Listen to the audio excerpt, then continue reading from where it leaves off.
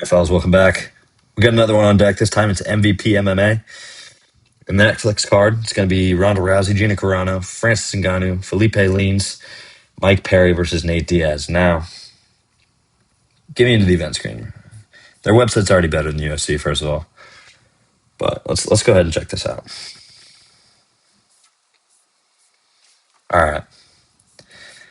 I don't really know many of these fighters, but I do know Rebels to Spain is going to finish Junior Dos Santos in round one.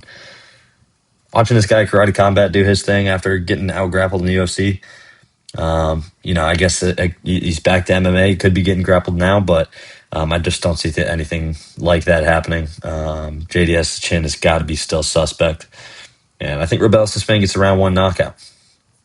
Moving on. Nate Diaz versus Mike Perry. We got the Unk versus the slightly younger Unk. Now, Mike Perry's been focusing more on boxing, so that is something to consider. But I don't know. I don't know how much Nate Diaz has got left in the tank, bro. I mean, he's one of the baddest for sure, but so is Mike Perry. So I think Mike Perry's just more violent, probably. More closer to his prime as it sits right now.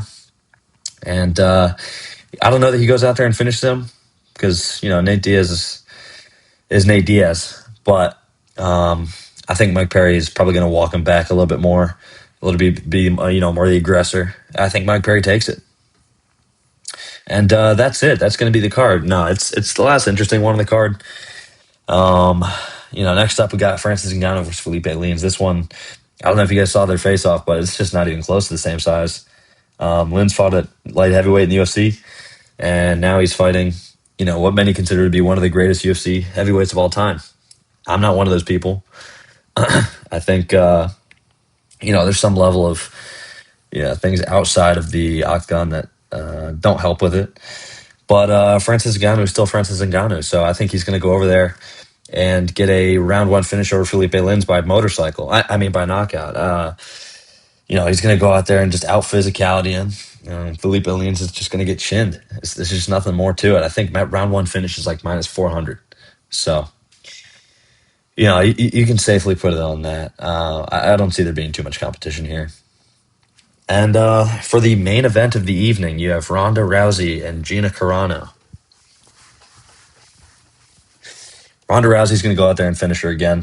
Gina Carano is 55 years old, hasn't fought since 2009, and Ronda Rousey is way past her prime as well. This is gonna be a rough one to watch. I don't know how many of you guys are tuning in. I will be personally watching UFC, where the actual fighters are fighting. But I understand if you want to tune in. If you're an old head, I would understand.